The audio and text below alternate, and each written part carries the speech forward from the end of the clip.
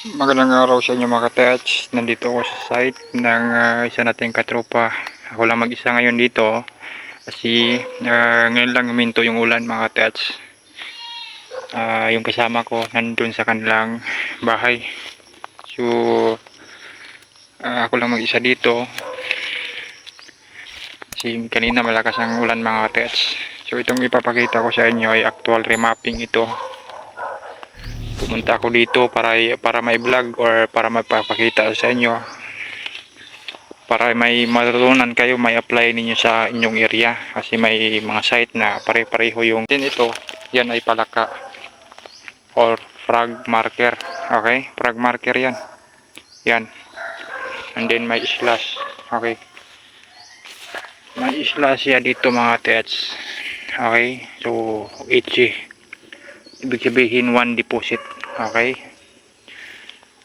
and then dito muna tayo. Itong bato na ito sa likuran ng bandang northeast, may kinating na bato. Yan, makinis yan, man-made talaga mga ka-TH. Triangle yan ay man-made, hindi nature. Okay, yan sinadya talaga, kinating talaga ng mga Imperial Japanese during World War II para gawin na palatandaan ng kanilang kayamanan or sign. Yan, X yan. X yan mga ka-TH.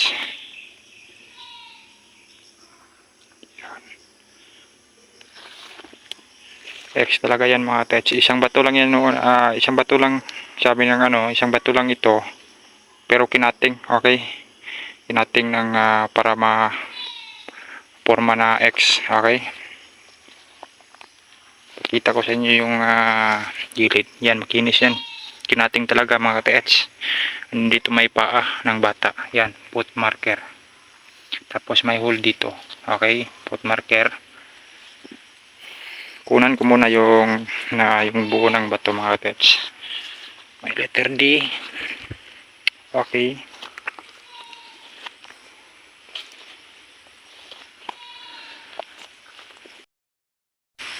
yan, parang ulo, parang mukha ng tao.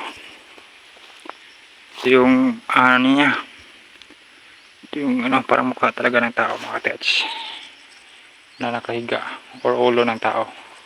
Okay, so sa niya, top niya may letter D pa rin, D na dot. Tapos may parang catted eye dito, may slash. Okay, parang bayoneta lang yung ginamit mga ka-TH. Yan, para siyang letter Y. Okay,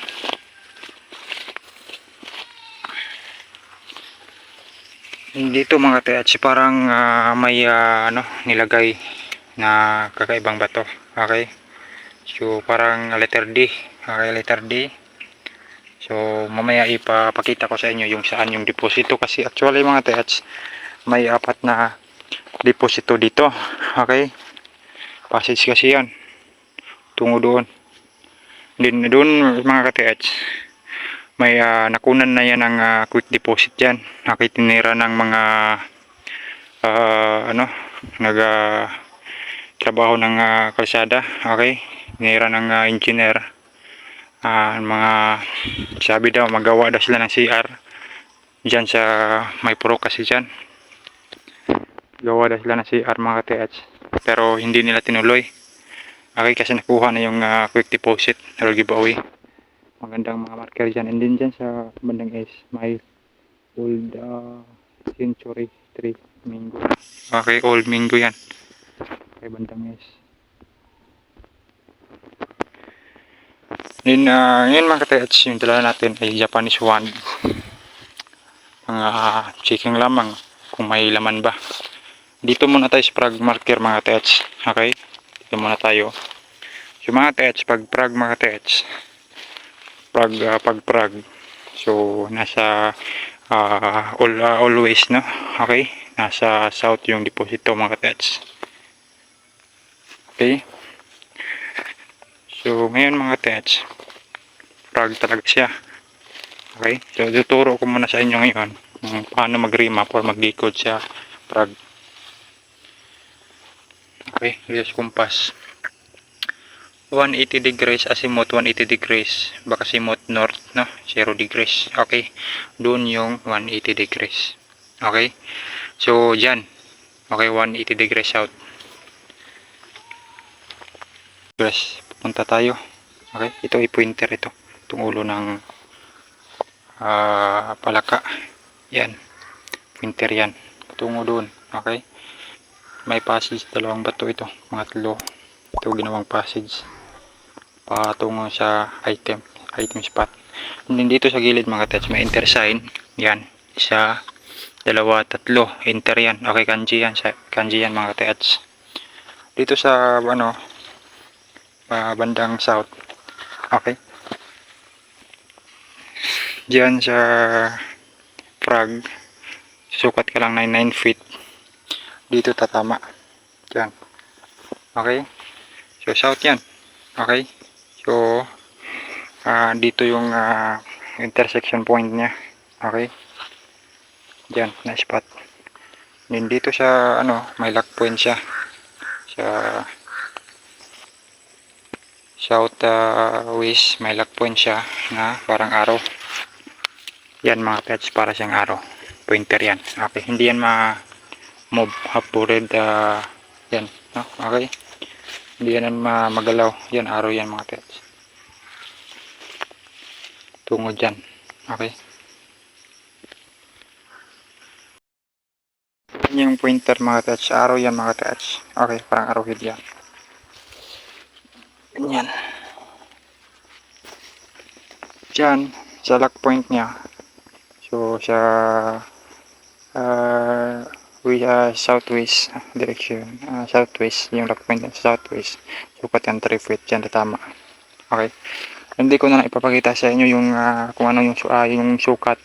Actually, nasukat ko na ito. Mahirap kasi ako lang mag-isa mga tets. Mahirap magsukat pag ako lang mag-isa. So, dito sa bandang ace mga tets, may makita tayong malaking bato. Para siyang heart, no? Okay. Heart, para siyang circular, no? Okay. Parang circle mga tets. Dito may parang letter Y. Okay. So maulan na mga tets. Sobra malakas na yung ulan mga tets. Tapusin ko lang itong video mga tets para mapapakita ko sa inyo. Okay.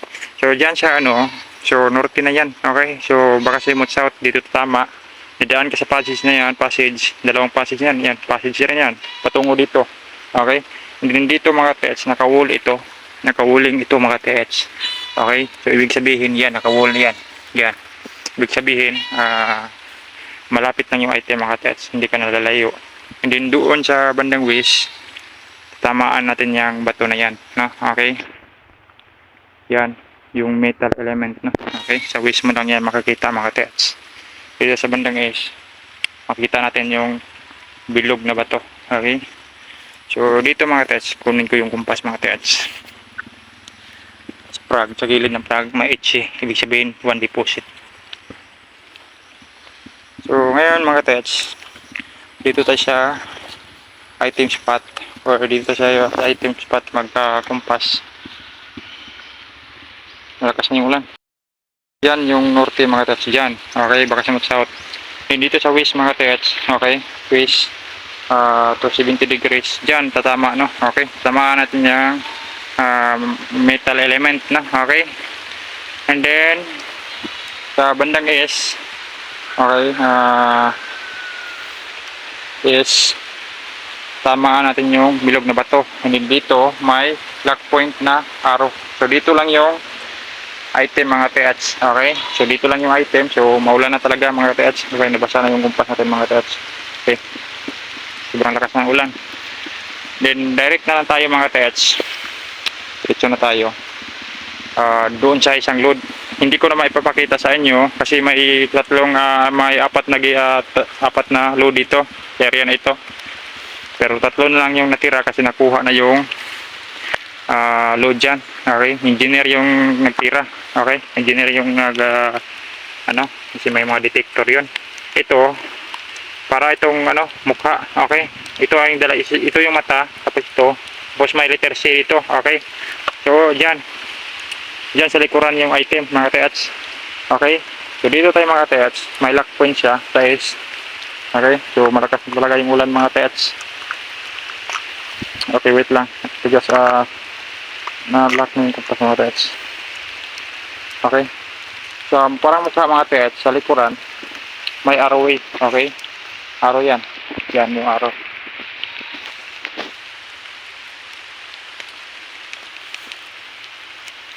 So may arrowway yan, south 180 degrees, tamaan natin yung arrow. Okay, dito lang yung item mga katiats. Okay, dito lang sa X na ano, sa isang bato na ay yung bato na hinati para mag formang X. So sukat ka na ng 3 feet yan dito, tama yung 3 feet dito yung item. Okay, and dito mga katiats may lock point siya na bato, hindi naka wall, no? Ito naka wall, ito hindi may hole dito na sekreto mga katiats. Yan hole yan, sekreto. Okay, dito yan directional papunta dito sa item. Okay, yung passage dito, tatama yung passage para siyang intersign. Yan, intersign yan, o kanji, parang kanji. And then dito may passage dito sa gilid, sa passage niya, sa isang passage may heart, okay, heart yan, hole na heart. Okay, parang heart talaga yan mga katiats. So yan, nagtuturo yung heart sa passageway. Yan yung passageway, travel ka dyan, kukuha ka ng 6 feet, doon tatama sa isang item spot natin. And then dito spot to mga katiats, may letter D. Okay, D yan. Okay, metal element. Okay, yan. Okay, doon yung waste dyan sa item, no? Okay, so dyan tatama. Then may lock point na siya, hindi ka na pupunta doon kasi nandito lang yung item, nakalock point nakalock na siya dyan. Dito sa gilid may ano, may bilog. Okay, then may tabas dito, may slash para siyang letter X lang. Okay, and then ito ay bilog, no? Yan, so and then dito may paa ng bata. Okay, dito yung hole, ito yung paa, hole, ito yung giveaway mga katiats. Yan yung giveaway. Okay, may letter D pa dito mga katiats. Okay, letter D na maliit, letter D. Then may heart. Okay, and then may mukha ng tao. Yan, may letter C. Naka-align sa mga katiats, hindi siya nature. Diyan yung item, isang item natin. Then doon yung isa sa south. Diyan.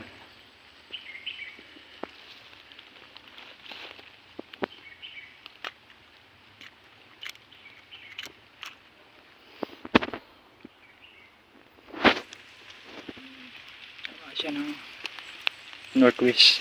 Diyan. So tatlong deposito ito mga katiats. Dalawa lang yung pinapakita ko sa inyo. Dalawa yung pinakita ko. Kasi ano, maulan na. Lakas na yung ulan mga katiats. Okay. Yan, letter X yan. Okay, dyan yung isang deposito. Dito tayo magkumpas. Ito yung tamaan ng norte mga katiats. Mag-roll dyan. So load to load mga katiats, kumpas na tayo dito.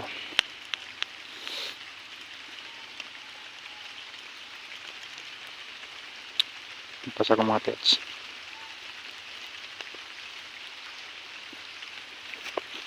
Okay, doon yung south, dyan yung south. Okay, baka simot norte dito sa atin natayuan natin. Kasimot south doon. Okay, so 30 meters, 10 feet lang, ay 10 meters lang ang layo mga katiats dito sa isang load. Ano yun, doon sa isang load 30 feet. Okay, or 10 meters lamang dyan sa X 30 feet pa rin ang distance niya sa isang load. Okay, doon. So yan lang, yan lang mga katiats. So simple lang mag ba.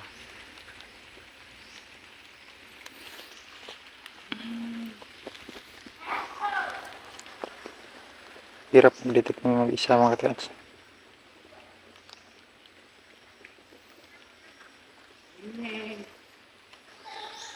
So ikot siya mga katiats. Hindi ko yung ginalaw mga katiats. Hindi ko na naman pakita ko sa inyo yung isang deposito mga katiats. Ay yung detection ng isang deposito dyan ni Frog. Yan. Hindi ko na naman ipapakita sa inyo. Si hirap mag-detect pag walang kasama mga katiats. Ulan kasi mga katiats. Ako lang isa nagpunta dito para may papakita ko lang sa inyo. Then para naman makatulong ako sa mga subscriber ko, din sa mga kasi hirap mag treasure mga katiats kapag walang alam mga katiats. Kailangan proper remapping talaga para tayo ay makahits. Okay, so wag lang kayo mawala ng pag-asa mga katiats kasi darating din yung araw na makahits din tayo. Okay, so quiz dyan tatama sa letter C. Okay na ba to? Metal element dun sa norte 30 feet lang yung sukat, doon tatama sa isang load natin. Okay, actually dyan sa bandang is may puno dyan na malaki. Yan, old century mango, no? Yan, luma na talaga yan mga katiats. Yan yung nakunan mga katiats yan sa gawa daw ng CR yung mga construction worker. Tapos pag pag alas 12 ng gabi may marami ng sasakyan dyan, kasad.